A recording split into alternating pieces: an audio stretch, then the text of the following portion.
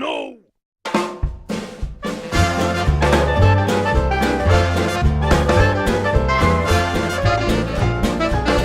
Good afternoon, ladies and gentlemen. Welcome to Channel 23 in the faces of Carlsbad. We're coming to you from the beautiful Carlsbad Foundation building. And it's always nice to be here. Harrison always gives us a smile when we come in, tells us who we are, and then he says, "You want to stay here?" Oh no! So anyway, we're sponsored by Intrepid Potash, and we're very pleased about that. And thank all of you for all those nice comments about the nice people.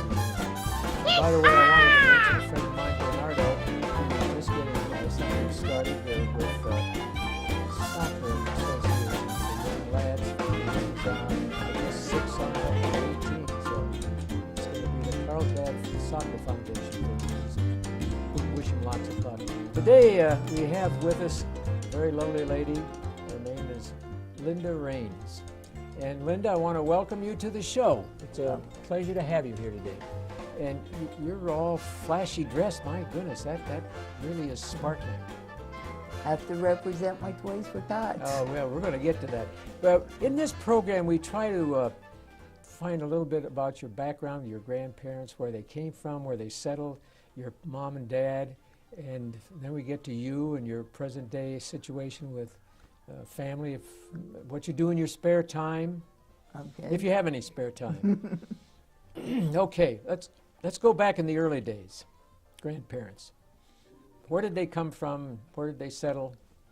My father's parents were from Connecticut. My mother's parents were from New Jersey. Ah, yes, New Jersey. Where in New Jersey, may I ask? My grandfather lived in Toms River, That's in the southern part of the state. right? Yeah. And when I was young, I lived in Lakewood. I was born in Paul Kimball Hospital in Lakewood, New Jersey. I confused my Lakewoods. No, don't feel bad. There's a Lakewood, Ohio, Lakewood, Colorado, so Wow. it's confusing. I was born in Lakewood, New Jersey. I retired from Lakewood, Colorado, and I now live in Lakewood, New Mexico, so that's why I get confused. Well, anyway, reason I asked New Jersey because my dad was born in Paterson, New Jersey. Okay, Yeah, that's up north. yeah. Yeah, and of course I was born in Ohio, so that's a long ways from New Jersey. For most of my school life, we lived in Shrewsbury, which is just outside of Red Bank. Oh, yes, okay. That's beautiful down in the southern part of the state, though, isn't it? You get close to the ocean down there, and Yeah.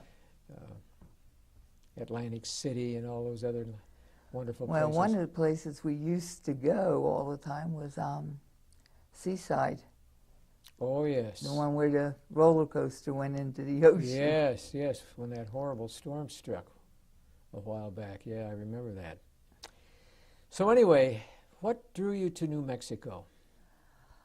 Well, I became a full-time RVer, and we were traveling around the country, and there's a full-time RV club called the Escapees that I belong to. The Escapees? Yeah, it's people that are full-time RVers. We live in our RV and we travel around the country. Oh, And it was just a unique idea. They said it's the old folks just escaping from society, so they called it the Escapees. yeah, but you're not old. Well, I'm old enough to be an escapee. Oh, okay. And they happen to have a lot here in Lakewood, just outside of Carlsbad. Mm-hmm. So we went and visited it for a while and liked the place, so we now have a leased lot out there. And that's our home base, or where we call home. Well, a while ago, we had a pretty bad storm in the area, and that area had some problems, didn't it? Yes, we were evacuated. Yeah. In fact, we had water all the way around our facility. We had some damage, but it's stuff that can be repaired, and we're in the process. We had our water system and our sewer system approved the next week, so we were able to go back in. And where did you go when you evacuated? Where did they take you? Well, they took my husband to Leva Elementary School, or middle school. Oh, Leyva School? Yeah. Yes, okay. I happened to be on an airplane to Washington, D.C. for Toys for Tots conference. Mhm. So I missed a large part of it. But for the second week that we had to be out, we stayed in a motel here in Carlsbad. I see. That had to be kind of scary, though, for a while, I would imagine. Well, for us, it's a different story Oh, okay. because we're a small community. We're all the people are full-time RVers. We just go with the punches, basically. For us, it was just another little adventure. Mm-hmm. And Yeah, I want to ask you about how many are involved in that little community up there? well, at the time of the flood, we had 60 of us evacuated. Mm-hmm. We have our biannual meeting coming up, and we have the park pretty much full right now. We have 120 spaces that are leased, Mm-hmm. and we can have guests in there in an area called Boondock where you don't have the electric and all the hookups. Mm-hmm. And our lots, when we're not here, when we're off traveling, we can specify whether we want it used for guests, and the guests can park on it. So any escapee that comes into the park, we usually can get a space for them. So let's pretend that your area's in one spot, and then you decided to take a trip someplace, say in Arizona or Nevada. They have to contact you and No, ask? they contact the park, Mhm. and well, they can't reserve it. They just come into the park. The park assigns them places that are available Oh, I see. for people that are outside the park. And they have to keep your area clean if they're parked there, right? They keep the area clean. We pay a maintenance fee where they keep the Yeah. weeds off the lot and stuff when we're not there, so it doesn't get overgrown. I see. Now, how many out of the full year, how many months do you stay in the area where you're living right now? This year we've been there quite a bit, but we've been out as much as 8 months in a year. Mm-hmm. You know, sometimes we take trips for 2 or 3 months, and other times we take it for long term. So I see, yeah. But that is your property. that is our property. Yeah, movable home. That's terrific. A home on wheels. For something like the flooding, if I had been here, we would have moved the whole home out Mm-hmm. and stayed somewhere in the area. Yeah, but you weren't here, so. I wasn't here. My husband's not capable of closing it up and getting it ready to move. Yeah. Well, have you learned something from that? Do you now have preparations in case it ever happens again? You know, figuring things out. What are we going to do if it ever happens again? There are a few things, but Nothing to worry about. nothing to worry about. Yeah. I just happened to be lucky on that one. I left at 5:30, and the water came running through about 6 o'clock. Yeah. So I just missed You it. just missed it. Well, let's talk a little bit about Toys for Tots, and then after I get finished with that particular thing, I want to ask you about your spare time, Okay. which is a joke because you don't have much spare time. But anyway, tell us about Toys for Tots, and how you got involved in Toys for Tots. Okay, Toys for Tots is a national organization, as most people know. It's run by the Marine Corps Reserve Unit. Well, here in Carlsbad, we don't have a reserve unit very close. Mm-hmm. So what the Toys for Tots has done is they've extended the invitation for running their campaigns to Marine Corps League detachments. And what that is we were all Marines that are just following up on what we did when we were in the military. It's basically the same thing. We help other Marines, we help the veterans, and in this case, we're doing the Toys for Tots campaigns for the reserve unit. Were you and your husband both in the Marine Corps? Yes, I spent 2 years in. My husband was in 9 years. Mm-hmm. And where were you stationed most of the time? For me, most of my station was Camp Lejeune, North Carolina. Mm-hmm. My husband had been, well, pretty much all over the place. He was what they call a Hollywood Marine. When he joined, he went to boot camp in California. Well, Hollywood Marine. Oh, that's an interesting thing. I didn't know about that. And he had 2 tours in Vietnam. Oh. Yeah. And he'd been in Maine on top secret type of stuff. He was on guard duty there. He'd been in Guantanamo Bay during the Cuban Missile Crisis, and at least once since there. So he was all over the place. He lived a pretty dangerous life. You know, Vietnam. That's part of the Marine life. Yeah, I know it. And you were Camp Lejeune. Is that North Carolina or South Carolina? North Carolina. North Carolina. I always get the wrong state somewhere. And did you enjoy your life in the Marine Corps? I enjoyed it. I was fresh out of high school, and it helped me grow up a lot. Yeah. Taught me some skills that I used afterwards, because I worked in computers, and when I say computers, the kids today would have no idea what the computers were, because we had a whole building and a whole bunch of equipment to get things ready to go to the computer. So, wow. stuff we don't have now. No, that's true. So anyway, when you got out of the Marine Corps, was your husband, you were both married at the time? We got married at Camp Lejeune in North Carolina. Oh, I see. And then he went on, you left, and then... I left, and several years later, he was discharged. And where did you settle down after you got out? We settled in Southern California. My mom had moved out there, and a lot of my family migrated with her. So when we got out, we settled out there. We were there for about 10 years. What city was this? A couple cities. We started out in Huntington Beach. We lived in Santa Ana for a while. Oh, yeah. And then we moved down to Ontario, and we lived down there for a while. It's a beautiful area, too. The areas out there in California. It's a beautiful state I like to visit, but I wouldn't want to live there because of the traffic problems, especially in Los Angeles. Right. That's something else again. So then when your husband got out of the Marine Corps, he joined you in California? Well, yeah, we were together until he got out. And then we established a home in California. Oh, I see. Okay. And what gave you that urge to buy a mobile home and see America? Well, we lived in an area. We did a lot of camping, and while we were camping, we were running into people that were living in their motor homes, and the life just sounded fascinating to us. So about 5 years before we retired, we started getting the information together, how to work the system, everything.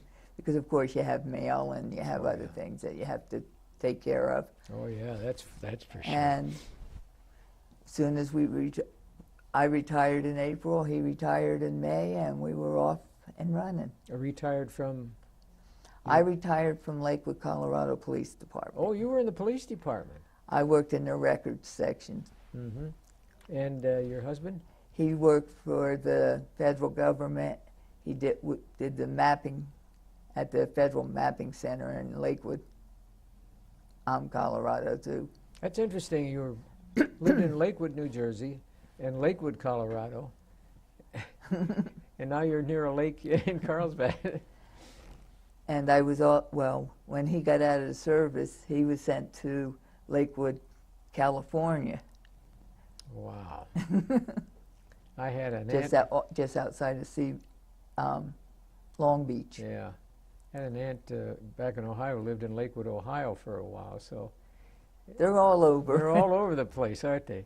So how did you get involved in the Toys for Tots? I mean, what was that urge that you felt you had to do something? Well, I was in the Marine Corps League detachment, and we had done, a couple years, we had done what we called Toys for the Needy, because somebody gave us some wrong information on Toys for Tots. And we could see the need for the kids in Carlsbad area, and we knew there was another organization here, Christmas Anonymous, that has been doing a similar thing for years, but I thought there was still a need for us. So I contacted the Toys for Tots Foundation. I've always wanted to do things like that for kids. Yeah. And they have what they have is a local, Chapter or something? yeah, a local organization, and I signed up for that. And we got the billing for, at first we started out with just Carlsbad. Yeah.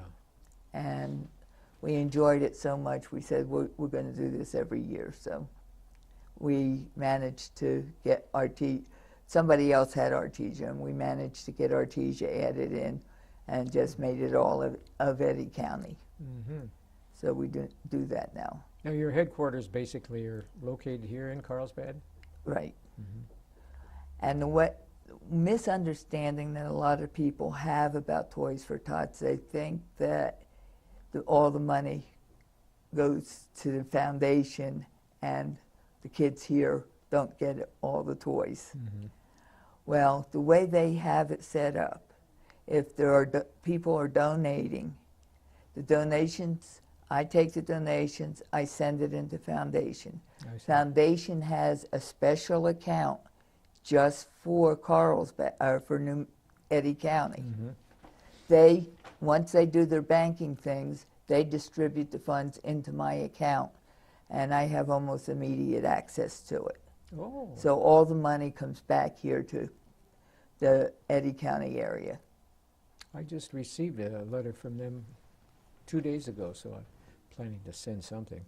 I'm always helping somebody. It's, you know, it makes you feel good. Somebody said they saw me writing all these checks out at the bank, at the library a couple of weeks ago, and they said, "Why do you write so many checks out?" And I said, "I can't take it with me, you know, and I'd like to help people." And that's a wonderful organization to help. Well, in our earlier years of marriage and stuff, we had periods when we were in this position some of these families are in. Mm-hmm. And people helped us out, and it's our way of giving back. That makes you feel good when that happens, yeah. Well, what do you do in your spare time to relax a little bit? Like you said, don't have a lot of spare time. Mm-hmm. Of course, our big thing is when we can travel. Yeah. We like to go different places, smaller areas, and some of the smaller towns have some unique things going in it as far as museums and stuff. Yeah. When I'm not traveling, I'm also on the Veterans Cemetery Committee here in Carlsbad. Oh, yes, that's another wonderful group. And I work with the Patriotic Association. I'm a member of the American Legion, and I'm also a member of the Women Marine Association. So they keep me pretty busy. Holy mackerel. I'm just thinking here, they should wrap you in an American flag. You represent so many wonderful groups. That veterans area is so nice now. And Yeah. you basically were involved in that too. Right. Yeah, I've been involved with that too. With Mr. Joe Epstein, Yeah. he's a terrific guy. Yeah, and you make a good team, the two of you. So the Marine Corps, did you have any strange experiences when you were in the Marine Corps? The reason I ask that is when I was in the Army in Japan, we had a horrible earthquake one time, and I ran out of the building with the rest of the troops, and I thought, God, we got to get out of this building. But the earthquake could care less. We were out of the building, but the whole ground was shaking. It was scary. Yeah. That particular earthquake killed 3,400 people in Tokyo. I just wondered if you ever ran into any strange experiences in the Marine Corps. Not in the Marine Corps, but after we got out, when we lived in Southern California, we were there for one of the big earthquakes there. So I understand what you're meaning about earthquakes. It's a frightening thing. Where do you go? You can't go anywhere. And actually, where my stepdad and my mother lived, the ground was kind of moving in a circular motion. Mm-hmm. And my dad said he went to get out of bed, and his foot kept ending up right back on the bed because of the way the motion was going. Yeah, He couldn't yeah. get out of his bed. It's frightening. It really Yeah. is. We had the funny part of it was that we had a neighbor who was also a Marine, Hmm. and we were living in a mobile home at the time, and he was out with a baseball bat running around his house because he thought somebody was trying to steal it while they were still in it. Steve, oh my So- gosh, that's fantastic. So you've had some exciting times too. Do you ever go back to Marine Corps reunions at all? Do they have reunions? I've been back for the national convention with a lot of Marines. Some areas have reunions. I haven't with the women Marine yet. Mm-hmm. As far as Carlsbad goes, we all get together if we can't have a ball, Yeah. the Marine yeah, Corps ball yeah. on the birthday, which is coming up. We normally will go out to a restaurant together and celebrate the Marine birthday, What date is the Marine birthday? November 10th. Well, November 10th. And is that the big date that we're going to get started with Toys for Tots on November 10th? Or? No, I'm going to be putting the boxes out next week around the 1st. Mm-hmm. The first year I did it, I put them out a little bit earlier, and there was really no response for the first couple weeks. So I determined that the November 1st was early enough to put boxes out. And you put them where, basically? Different businesses, I'll go in and ask them, and some of them will call me and say, hey, I can use some boxes. Some of the bigger companies like to have Christmas parties where the employees bring toys in. I have them at Walmart and Kmart and some smaller stores. I put one in Walgreens here. Mm-hmm. But basically, anybody that would like to have it or have an idea for an event, we'd love to hear from you. Oh, that's interesting, yeah. Now, these boxes, what kind of toys do you suggest that they should put in? We request unwrapped new toys because the Marine Corps' philosophy is every child should have at least one new toy under the Christmas tree, no matter what the financial needs are. So we provide that one new toy. A lot of the groups that we do handle don't like to have anything that looks like a weapon. You know, Yeah. like the play guns that have the orange on the end of it. Yeah. You know, and even the Toys for Tots Foundation says that they don't really like weapons like that. Mm-hmm. But for the most part, it can go from any age, from newborn up until about 14, 15 years old is where we cut it off. Oh, is that right? Up to 15? If a family has several kids and the oldest one's 16, we'll usually have something in the 15-year-old range that he could have. So, Could they be puzzles, for example, and games like chess and checkers? any kind of games. We also take books because we think the kids should have books available to them because some children like to do a lot of reading. Oh, yeah, absolutely. And the ones that don't have the books would like to have some books of their own. So we'll do books, we'll do any kind of games, basically any kind of toys. Our hardest groups to get for getting things are like the infants and newborns Yeah. and the teenagers. Yeah. So when you're ready to distribute them, do you set it up in certain areas where they can come and get them so you can check the kids out to see if they're on the ball or truthfully wanting it? We do screen the people. We have several occasions beforehand that we'll have a registration, and the parents can bring the kids in at that time so we can check it out, fill out an application. Yeah. In fact, we do require that we have to see the kids either at the registration or at the distributions. I see. We set up a table so that the parents and children can pick the toys that they want instead of some of the Toys for Tots will package it up ahead of time Oh, and just give them the package when they come. But yeah. since we're a smaller area and can do it, we usually set it up so they can pick out toys. Well, it sounds like it's going to be an exciting year for a lot of kids. And we may have more this year than we had because of the flooding. You know, Yeah. kids, some of the people still are working on cleaning up from that, and it's taking money out of their Christmas funds. And the people of Eddy County are all welcome to. Anybody Okay. from Eddy County is welcome to come. If there's a group like Social Services Yeah. or I use the Boys and Girls Club. We usually help Santa out for the Head Start program. If they want toys, if they give me a list of the children that they want to get toys for, we can arrange to have them pick them up early and take and distribute them their own way. Boy, I'll tell you, you've got a big job ahead of you. No But- wonder you don't have much time. I really enjoy it though, and to just see the expressions on the children's faces when they get something that they really wanted.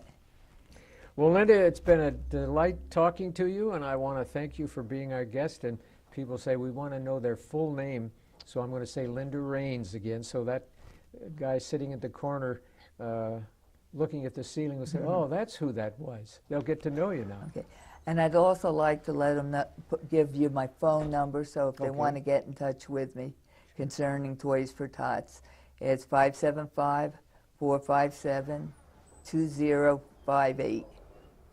And you can also find it on the Toys for Tots website for Carlsbad. And of course, I'll have the boxes out. There'll be information on that you can get Okay, it off good. of. That sounds good. Well, I want to thank you for being our guest today, and I don't know, I think somebody just mugged our cameraman, so he disappeared. So we might have to talk for a few more minutes about something. So at what time, how many hours sleep do you get a night usually? I normally get 6 or 7. Yeah, that's what I'm averaging anymore. You know, when you get older, as I am, you've got so many things to do, you don't have much time to sleep anymore. And after you try and get to sleep, you remember two or three things you wanted to get done that you didn't. Absolutely, And it absolutely. keeps you awake half the night. Yeah, absolutely. Oh my gosh, well. And your husband is still pretty busy, is he? Yeah. Good. He helps me a lot with the Toys for Tots. Mhm. So Does he like to read? he doesn't do a lot of reading. Right now he has some medical issues that have to be taken care of I see. soon as Toys for Tots is over. He refused to do it during Toys for Tots because he wanted to be around to help me. Yeah, yeah. Well, I hope that his problems are eased a little bit when he gets to see you more often now. We don't, you know, you're so busy now that he's probably wondering, well, I wonder what happened to my wife. Since both of us are veterans, a lot of it we do together. Yeah, So. that's wonderful. Well, I was supposed to complete this at the end of 2 minutes, and all of a sudden somebody's mugged the cameraman. So is there anything else? Give that phone number again. Okay, the phone number is 575-457-2058. 2058, 457-2058. And Okay. we can't do this without the help of the community, so Yeah. I would like to ask the community if you would like to have a box for a Christmas party, or if you have an idea for an event, please contact me. We'd be glad to work with you and get something going. Oh, that's great. And if you would like to make a donation, you can make it out to Toys for Tots. My address is on the website.